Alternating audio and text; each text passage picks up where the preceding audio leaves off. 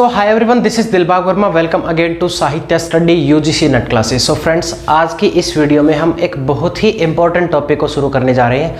हम आज से एक वीडियो सीरीज शुरू करेंगे जिसमें हम पोस्ट वर्ल्ड वॉर सेकंड की जो थ्योरी है उनको पढ़ेंगे। जितनी भी इंपॉर्टेंट थ्योरी है, जैसे कि न्यू क्रिटिसिज्म आया था, उसके बाद Chicago school of criticism, structuralism, post structuralism, formalism, deconstruction, feminism, आगे तक, और साइको एनालिसिस थ्योरी, ये सारे हम एक एक वीडियो में कवर करेंगे। इनसे इंपॉर्टेंट जो इंपॉर्टेंट फिगर हैं, जो इंपॉर्टेंट राइटर हैं, उनके क्या क्या उनकी थ्योरी थी, कौन सी लिटरेरी टर्म्स उन्होंने दी हैं, इन सब चीज़ों के बारे में हम डिस्कस करेंगे। तो अगर आप हमारे चैनल पर नए हैं तो प्लीज़ चैनल को सब्सक्राइब कर लेना, बेल आइकन को भी प्रेस कर लेना, ताकि आने वाली हर एक वीडियो की नोटिफिकेशन आपको मिलती रहे। और जो जून का एग्जाम होगा तब तक मैं इन सारे टॉपिक्स को कवर करके यूट्यूब पे फ्री ऑफ कॉस्ट आपके लिए डाल दूंगा, ठीक है। तो आज की वीडियो में हम शुरू करेंगे सबसे पहले जो लिटरेरी थ्योरी थी पोस्ट वर्ल्ड वॉर सेकंड के बाद, ये पोस्ट वर्ल्ड वॉर सेकंड के बाद, ठीक है, न्यू क्रिटिसिज्म। न्यू क्रिटिसिज्म की जो ये अप्रोच है, ये 1930s और मिड 20th सेंचुरी के आसपास एमर्ज हुई थी। ये जो अप्रोच थी न्यू क्रिटिसिज्म की, ये टोटली अप्रोच जो है ये अपोजिट थी किसकी? Traditional criticism. अब देखो ट्रेडिशनल क्रिटिसिज्म क्या है? ट्रेडिशनल क्रिटिसिज्म होता है जो ऑथर ओरिएंटेड अप्रोच होती है, यानी कि ऑथर को ध्यान में रखकर ही उससे मीनिंग निकाला जाता है, ठीक है, उसको हम ऑथर ओरिएंटेड अप्रोच बोलते हैं। और ये टोटली इसके अपोजिट था। ये जो न्यू क्रिटिसिज्म है, इसके थ्योरिस्ट क्या मानते थे? अगर हमें एक टेक्स्ट से मीनिंग निकालना है तो उसके लिए हमें सिर्फ टेक्स्ट पढ़ने की ज़रूरत पड़ेगी, किसी बाहरी रेफरेंस की ज़रूरत नहीं है, ठीक है। जैसे कि हम रिलेट करते हैं, कोई भी टेक्स्ट है उसको हम पढ़ते हैं, उससे मीनिंग निकालते हैं, तो हम उसके ऑथर से रिलेट कर देते हैं चीज़ों को। तो न्यू क्रिटिसिज्म वाले मानते थे कि ये गलत है, ऐसा नहीं करना चाहिए। तो सबसे पहले हम बात करते हैं न्यू क्रिटिसिज्म का जो ये वर्ड है, ये सबसे पहले यूज़ किया था जे स्प्रिंगर ने। जे स्प्रिंगर ने इसने यूज़ किया था 1910 में।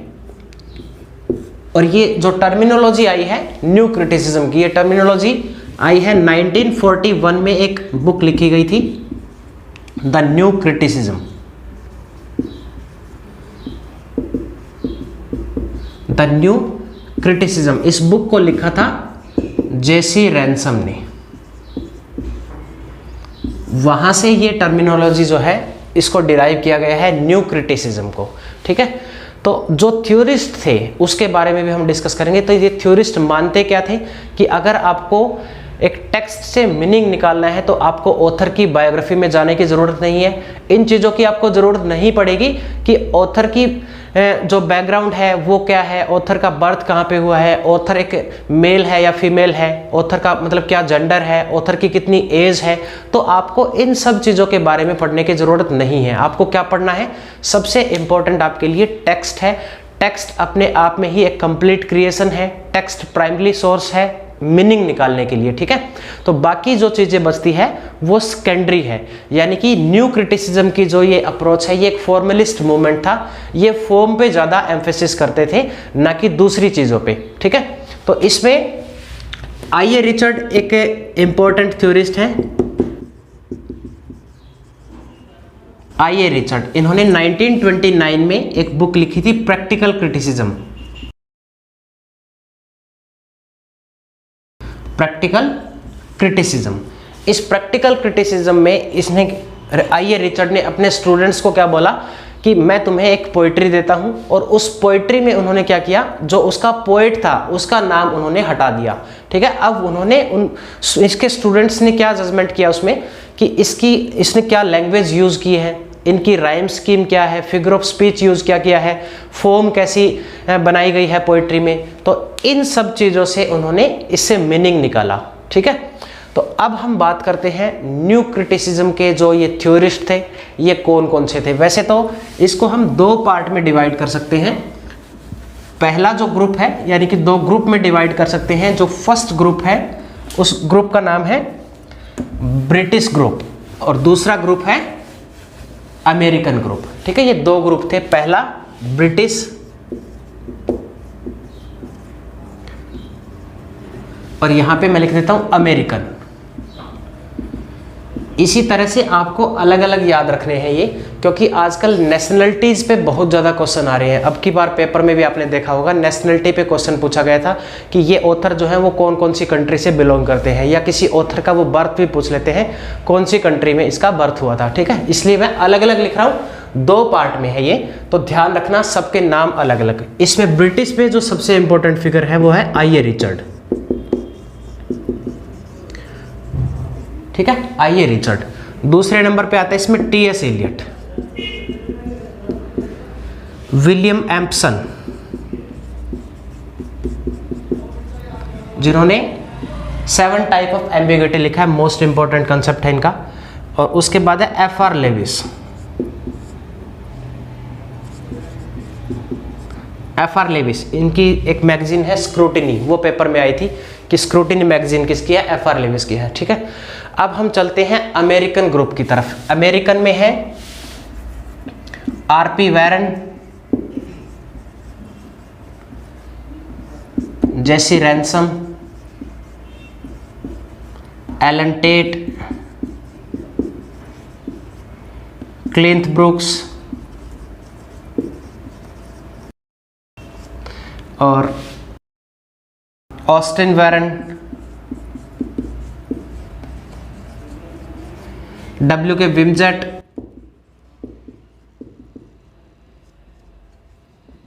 मॉनरॉय बीएड्सली।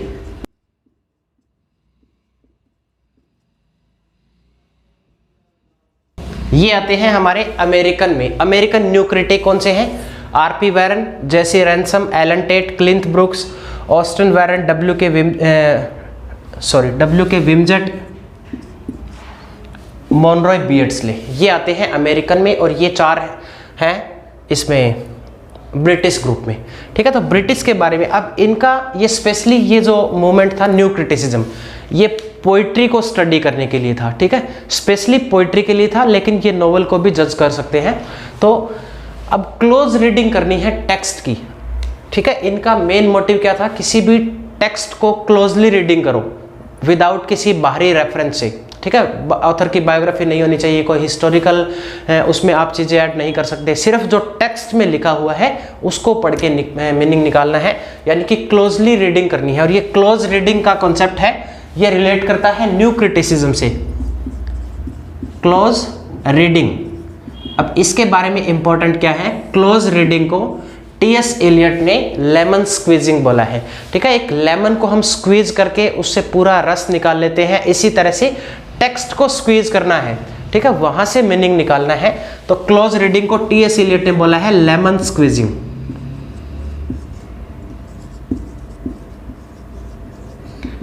ये क्वेश्चन पहले पेपर में पूछा जा चुका है कि लेमन स्क्वीजिंग, क्लोज रीडिंग को लेमन स्क्वीजिंग किसने बोला है, तो ये ध्यान रखना। अब हम बात कर लेते हैं थोड़ा सा आगे, इसी का एक पार्ट। इसमें से देखो कुछ राइटर हैं, एक बार और इम्पोर्टेंट है वो बता देता हूं। इसमें से कुछ अमेरिकन ऑथर हैं जो वेंडरबिल्ट ग्रुप से बिलोंग करते थे। वेंडरबिल्ट एक यूनिवर्सिटी का नाम है, यहाँ पे उस यूनिवर्सिटी से आते हैं ये वेंडरबिल्ट।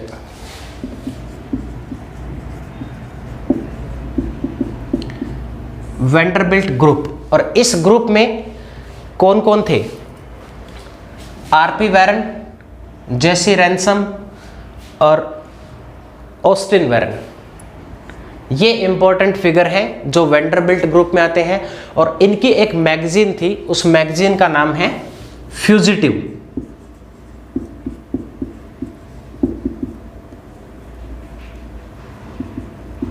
ये क्वेश्चन भी पहले पेपर में पूछा गया है। ठीक है, कि इनकी मैगजीन का क्या नाम था, वेंडरबिल्ट ग्रुप है ये, इसको सदर्न अग्रेरियन भी बोलते हैं।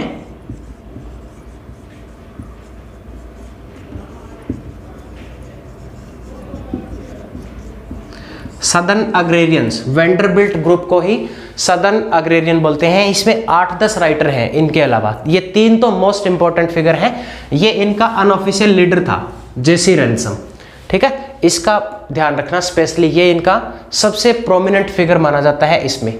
ठीक है, तो अब हम बात करते हैं इसी में आगे अब जैसे ये फॉर्म पे ज़्यादा एम्फेसिस कर रहे थे, ये एक फॉर्मलिस्ट मूवमेंट था, इसमें आगे रशियन फॉर्मलिज्म और फ्रेंच फॉर्मलिज्म भी आएंगे, उसको हम आगे पढ़ेंगे बाद में।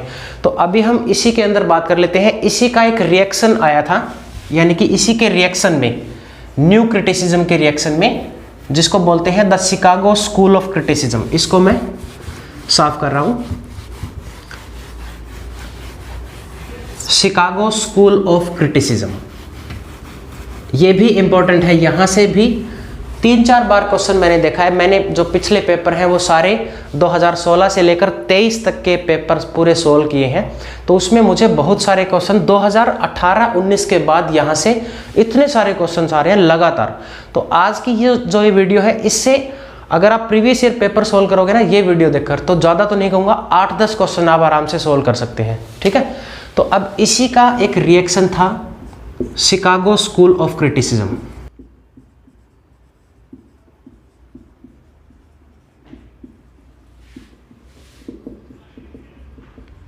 Chicago school of criticism. अब इनका क्या मोटिव था, देखो ये तो फॉर्म पे ध्यान रखते थे, फॉर्म को ज़्यादा ध्यान में रख के जज करते थे किसी भी पीस ऑफ लिटरेचर को, और इनका टारगेट था स्ट्रक्चर, ठीक है। ये जज करते थे कि पोइट्री का स्ट्रक्चर क्या है, किसी टेक्स्ट का स्ट्रक्चर क्या लिखा हुआ है, ठीक है। तो इस पे ये कंसिडर करते थे स्ट्रक्चर को। इसमें जो मोस्ट प्रोमिनेंट फिगर है the Chicago school of criticism, इसके जो मेन लीडर थे वो लीडर थे R.S. क्रेन।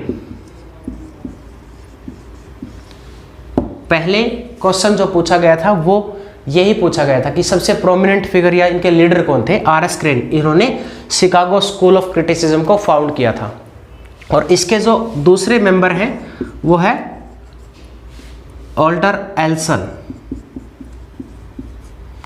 उसके बाद एक है रिचर्ड मैकन,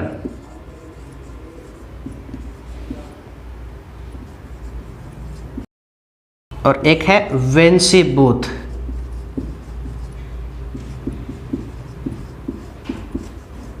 ये 4 हैं इसके सबसे इंपॉर्टेंट जो शिकागो स्कूल ऑफ क्रिटिसिज्म में आते हैं। तो यहाँ से भी क्वेश्चन बनता है, इन चारों के नाम आपको अच्छे से याद रखने हैं, ठीक है। तो आई होप कि इतना आपको समझ आया होगा न्यू क्रिटिसिज्म का बेस क्या है, किस तरह से ये एमर्ज हुआ था, इनका टारगेट क्या था, मेन मोटिव क्या था, पोइट्री को जज करना था। और अब एक इम्पॉर्टेंट चीज़ और यहाँ पे रह गई है, तो वो भी डिस्कस करनी बहुत ज़रूरी है। अब मैं इसको साफ कर रहा हूँ एक बार। तो जो पीछे मैंने राइटर लिखे हुए थे लास्ट में 2, W.K. विम्जेट और मोनरॉय बीयर्ड्सली।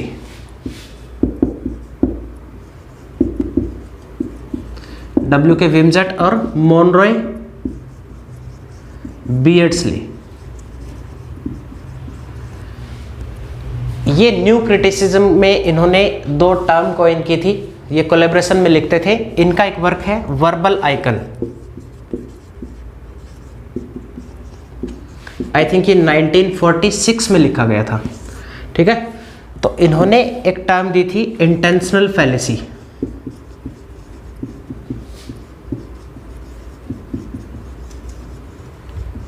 इंटेंशनल फैलेसी और अफेक्टिव फैलेसी 2 टर्म दी थी। और अगर आप पेपर में देखोगे पिछले साल के जो पेपर हैं, कोई शायद ही पेपर आपको ऐसा मिलेगा, कोई शायद ही आपको ऐसा पेपर मिलेगा 2018 के बाद जिसमें इंटेंशनल फैलेसी या अफेक्टिव फैलेसी से क्वेश्चन रिलेट ना करता हो। एक क्वेश्चन आपको 100% उसमें मिलेगा। तो हम इंटेंशनल फैलेसी को देखते हैं। सबसे पहले क्या है, देखो इंटेंशनल फैलेसी में कोई एक ऑथर है, उसने एक वर्क को लिखा है, कोई भी पोइट है या पोइट्री को लिखा है, तो लेकिन जो रीडर जिस उसको पढ़ रहा है, तो रीडर रिलेट नहीं कर पा रहा है, उसका मीनिंग समझ नहीं पा रहा है कि इसमें जो ऑथर है वो क्या कहना क्या चाहता है। उसमें ये जो रियल मीनिंग है ऑथर का बोलने का वो रीडर तक पहुंच ही नहीं पा रहा है। इसको हम बोलते हैं इंटेंशनल फैलेसी। और अफेक्टिव फैलेसी क्या होता है? अफेक्टिव फैलेसी, अफेक्टिव फैलेसी में उस टेक्स्ट को पढ़ने के बाद कैसा वो फील करता है, उस पर क्या अफेक्ट होता है, ये होता है अफेक्टिव फैलेसी। लेकिन एक चीज़ ध्यान रखना, अगर रीडर की हम बात करें, रीडर अगर किसी भी टेक्स्ट से मीनिंग निकालने की कोशिश करेगा, अगर वो अपने इमोशंस को कंट्रोल नहीं करेगा, अगर अपने इमोशंस को लेकर वो मीनिंग निकालेगा तो वो कभी भी रिलायबल मीनिंग नहीं निकाल सकता। ये बात ध्यान रखना। अगर आपको रियल मीनिंग निकालना है तो अपने इमोशन से बाहर आना पड़ेगा, आपको बायस्ड नहीं होना है, ठीक है। तो यही बोलना चाह रहा है ये इसमें अफेक्टिव फैलेसी में। अब अफेक्टिव फैलेसी में अफेक्ट क्या हुआ, अब देखो एक वर्क लिखा गया है और उसको रीडर कितने सारे हैं, बहुत सारे रीडर हैं, तो रीडर की इंटरप्रिटेशन बहुत ज़्यादा होंगी, यानी कि वेरियस इंटरप्रिटेशन वेरियस रिजल्ट। तो इसका क्या हुआ, मतलब कि बहुत सारे मीनिंग निकलेंगे। अब ऑथर क्या बोलना चाह रहा है, रीडर समझ क्या रहा है, ठीक है। इसको हम बोलते हैं अफेक्टिव फैलेसी। जहां पे बहुत सारी इंटरप्रिटेशन हो, बहुत सारे मीनिंग निकल रहे हो, उसको हम अफेक्टिव फैलेसी बोलते हैं, ठीक है। ये दोनों कॉन्सेप्ट अच्छे से आपको पढ़ने हैं। और किसने दिए हैं ये, W.K. विम्जट ने और मोनरॉय बीएर्डस्ले ने इस बुक में, वर्बल आइकन में, जिसको लिखा गया था 1946 में। तो दोस्तों आज की वीडियो में बस इतना ही, और मैं आशा करता हूं कि आपको वीडियो अच्छी लगी होगी। ये जो बेसिक चीज़ें थी ये आपको अच्छे से समझ आई होगी। अगली वीडियो में हम इसी को आगे कंटिन्यू करेंगे, जहां पे हम फॉर्मलिज्म को पढ़ेंगे।